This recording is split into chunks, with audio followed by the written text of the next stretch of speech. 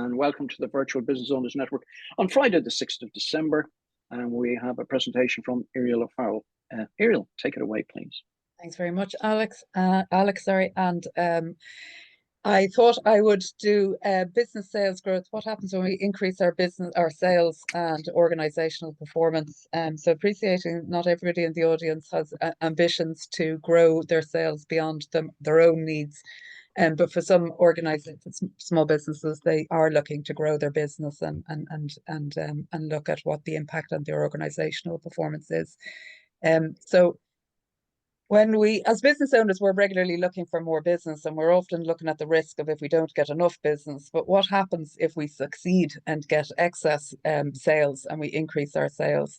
So we obviously increase our sales, which increases our revenue, but it also means we need to increase our production capabilities. So whatever we sell, whether it's services or products, we need to increase our ability to deliver on the goods that we have sold. So the question then becomes, do we have the capacity to deliver the increased goods and services volumes that we've sold? And a related question is, if we increase sales and production capacity, what else do we need more of within the organization?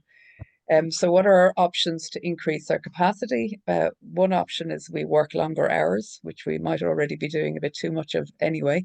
And we ask the team of people we have to increase their working hours. Or longer hours. Another option is to look at the processes and improvements. How can we improve them? How can we streamline things, which is manna to Sean's ears there? How can we improve the processes and increase our capacity that way?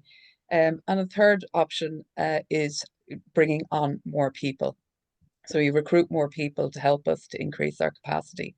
And interestingly, an awful lot of organizations tend to go from working long hours to thinking, I'll just bring in new people to increase the capacity. So, well, sounds good. What's the problem?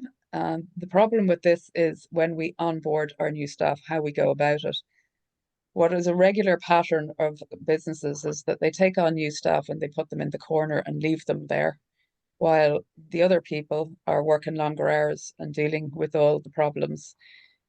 Wondering why the others are sitting in the corner and not contributing, and why they're continuing to work long hours and not see any benefits of bringing on new people. So more importantly, what are the financial implications of this? Well, first of all, we've increased our sales, we've increased our revenue, so that's all very good, yay. But we've also increased our costs because we've taken on new people that aren't contributing. And so our productivity actually decreases. Because we've got a core group of people who are able to deliver. We've brought on costs. We've now got people who are sitting in the corner doing very little in the grand scheme of things. And overall, our productivity has gone down. So you go slightly delirious going, why have I done this? What is going on? Why is this not working? So we get a brains idea, and I know we need management. We need a layer of management. So we bring in team leads, managers, whatever it is. So all's well with the world, right? Well, how things turn out in reality, an awful lot of organizations, there's you down the bottom, still overloaded, working ridiculous hours and doing a bulk of the work. There's the original team that are doing a fair bit of the work, quite busy, but they're not as dedicated to you because it's not their business. So they're definitely helping out, but you're still very stressed. The manager is kind of coming in, comfortable workload, senior enough to take on things, but kind of still not contributing in the way that you might expect. And the new staff that are still haven't been properly onboarded and are not contributing to the expected standards are fairly bored and underutilized. So the question then is, does it have to be this way? This is a very, very common pattern. Does it have to be this way? Well, clearly not. Some organizations have gone through this and have grown into massive organizations, and they would never have done that if there wasn't an alternative way. So question then is, what's the secret sauce to this? How do we grow capacity effectively? So I've put together a capacity growth checklist around looking at, if we're going to increase sales, seriously increase sales, how do we seriously increase the capacity to deliver on them?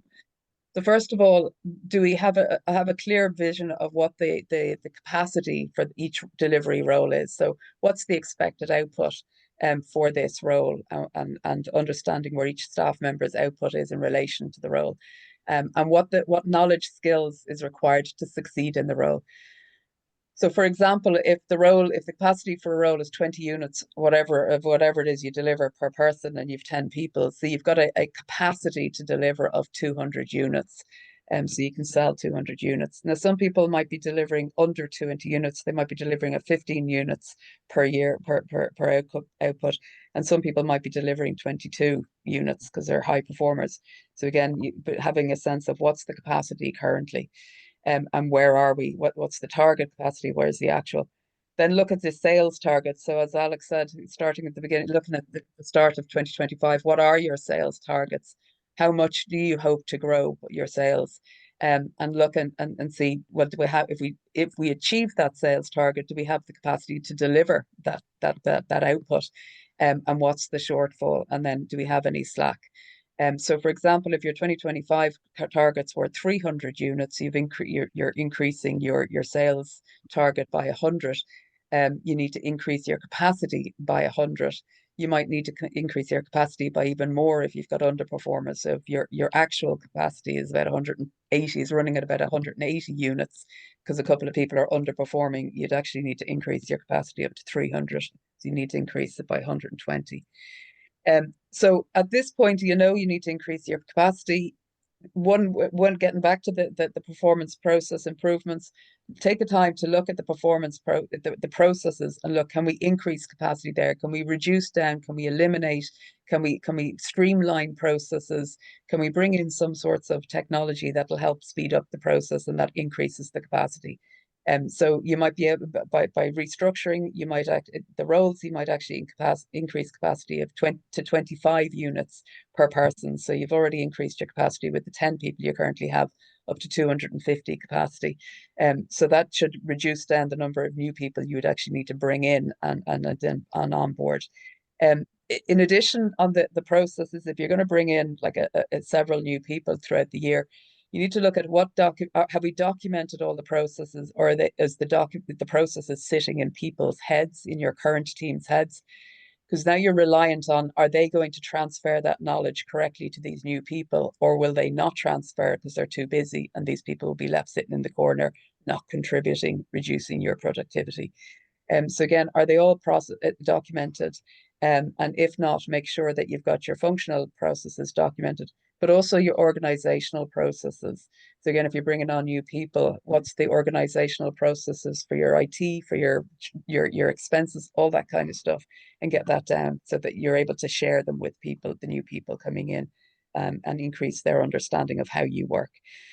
Next step on the capacity growth checklist, which is interesting, is it's been touched on in terms of training earlier in a comment, but you need to invest in quality on-the-job training for your team. And if you've never attended on-the-job training, the ability to transfer knowledge and standards and quality and understanding of the purpose of a task is crucial to an organization and to growth. And a lot of times people are kind of showed, do A, B, C, get on with it. And the current people in the company think the person has been trained, and the person who's trying to understand what they're doing is left there sitting going, haven't got a breeze what I'm doing. So you want to close that gap, and you want to build that capacity to actually properly transfer knowledge and skills to new people. And then create a training matrix of the tasks that people need to learn as they come into the role, and what are the various different tasks they need to learn, and who's going to train them on them, and then be able to take it up, have that matrix there to be able to take off to make sure that they're being methodically trained once they do join the team. The next step there is to determine your actual skill, experience, mindset needs, and structure your roles accordingly. So rather than just kind of saying, oh, we've 10 people doing that, we need another 5, let's just recruit another 5 people into the same role. Look and kind of go, is that actually what we need? Even the streamlined role, is that still what we need? Or do we need some other skill sets or other capabilities? Do we need a team lead at this stage? So looking at it and just taking fresh eyes to do it, rather than just blindly bringing in people into the same role. And the combination of this plus your on-the-job training skills that you now have capability you've built up in your team, allows you to now focus in on recruiting for fit. because you now have the capability to train them up on the knowledge and skills required to succeed. Your recruitment process can focus in on going, are they going to be a good fit for our culture and how we do things, rather than having to recruit for skills and knowledge. And finally, when you do recruit your new people into the organization, you need to set out clearly their role's purpose and their contribution to the business. So what's expected of how they're going to increase and add value to the business rather than increase costs and reduce the productivity. So you want to be able to clearly articulate what good looks like and how they're going to develop, what's their roadmap for development to get them up to speed on their current role, and to share your vision for the outputs and standards of the role that they're there to do. Such as what the capacity of the road, the 20 units output that you're expecting of them, or the 25, and the revised job. So the question for you is, as you look at your sales growth targets and growing your business, would you rather have increased sales revenue, reduced productivity, and be here, or would you rather have increased sales, increased revenue, increased productivity, and be here? Very good. Very good, Irial. Thank you so much. Very good. That's a very, very good presentation. Thank you very much for that. Just let me stop that.